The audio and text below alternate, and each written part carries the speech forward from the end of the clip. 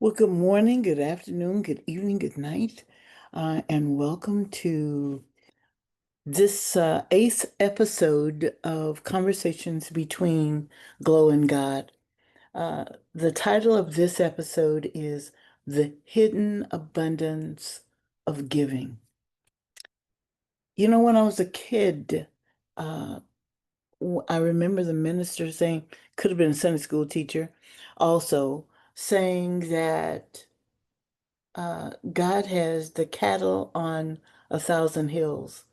And because God is our parent, we are heirs of of the cattle on 1,000 hills. And I said, Okay, that's all well and good and everything. But yeah, for the cattle, but how about the 1,000 hills? Aren't those mine too? How about every blade of grass, every tree, every animal, all of the rivers or lakes that might be on that land and the richness of life within those lakes? Aren't all of those things? And I thought, why are they thinking of God in such a small way? Right along through in here in human existence within the United States, at least, there is a sense of lack, a sense of we don't have enough because people are taking things away from us, blocking us more powerfully than they have before. And there can be a lot of depression, because the reality is people are losing jobs, people are losing quite a bit, even lives.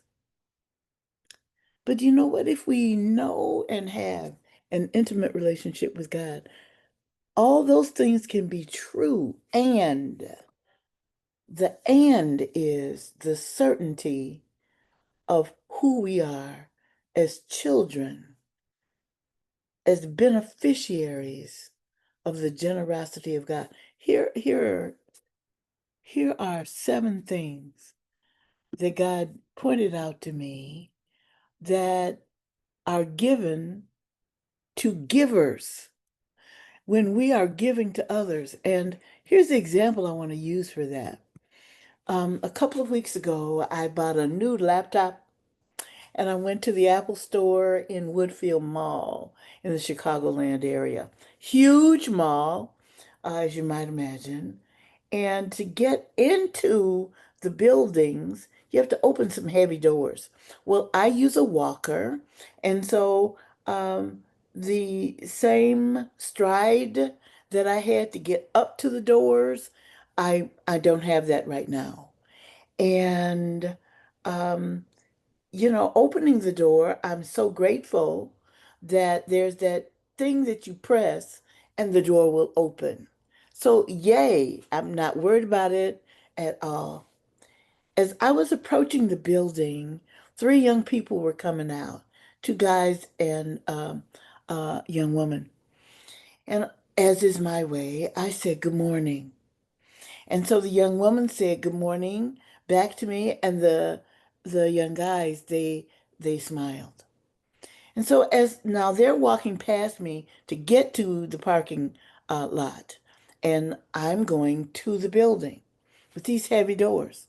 Yeah, when I got up there, I pressed the thing. Door wasn't opening. I pressed again, like that was gonna make a difference. It didn't open again. And this young woman ran up behind me and she said, I got you, girl. I didn't even see her. I heard her first. I got you, girl. And she opened that door for me. And I said, Thank you so much. She couldn't press that thing because it was broken, but she opened the door for me. And then she went inside with me because there's a huge vestibule with another door. And she opened that one too. And I said, Thank you. And she said, You're welcome. And that was it. Wasn't a long exchange. We didn't exchange phone numbers, addresses, and stuff like that. We're not best friends for life. It is just that in the moment, she was the giver of something that I needed. Something, would I have been alive without it? Yes, I would have, but it made it easier for me. And these are gifts of the universe, gifts of God. Here's the first thing that she had. There was awareness, the gift of awareness she had. And that is sensitivity, her wokeness to even look to see what was going on with me, to care. The empathy that she had, that was one. I was a beneficiary of that gift. The gift of inspiration, compassion, kindness, and creativity. What can I do about it? I was the beneficiary of that. The gift of privilege, her physical perspective and the resources and the experience that she had of knowing what it would take for me to get into that building. I wasn't just there to sit on the outside. Figured I'm going in. So her perspective was spot on. I was the beneficiary of that. And then her ability, the wherewithal, her capacity to take action and do something to manifest that and leverage that privilege that she had, the inspiration and the awareness. She actually had the ability to open the door. I was a beneficiary of that. And then she was motivated and inspired to actually follow through. Sometimes people have the ability, they can help you, but they don't do a thing. Isn't that wonderful for you, boo boo? But that's not helping me at all. So she was motivated to follow through on all those other six things. And then actually, the sixth thing is the gift of motivation, or I'm sorry, the gift of manifestation. And I'm the beneficiary as the receiver of seven things, not just opening the door. The gift of her awareness, the gift of her inspiration, the gift of her privilege, the gift of her ability, the gift of her motivation, and then finally, the gift of manifestation. So I was the beneficiary of all of those gifts that she had. And then here are some of the gifts I had. It wasn't only the manifestation. It was the gift of being seen, the gift of being validated, the gift of dignity, the gift of worth. That's what I received. The gift of hope, having not a fixed mindset, but a growth mindset, the gift of possibility, the gift of being able to breathe in situations where maybe you find yourself not breathing, the gift of human connection. What a wonderful gift that is to be connected with someone who is empathetic, who is aware, who does care, who will take action, who does have privilege and leverage those privileges for your benefit. All of that from the gift of human connection, the gift of relief. I was going to have to get out of that building when I finished buying my laptop. So it wasn't that everything was erased, but in that moment, the in your faceness of needing to get into the building, that burden was lifted.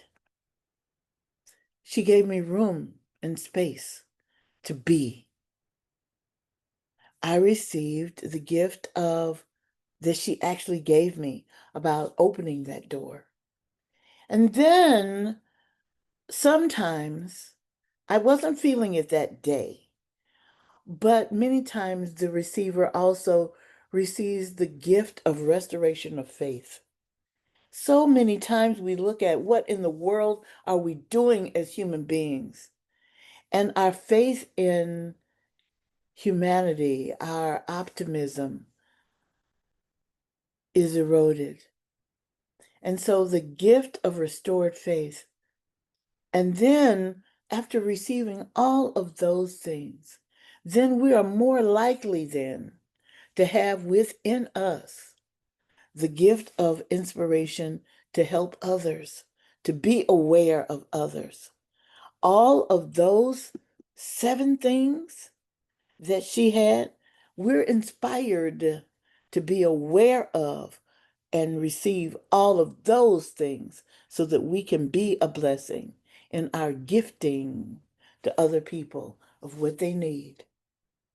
It's a wonderful reciprocitous kind of thing that expands and extends our gifts, our blessings.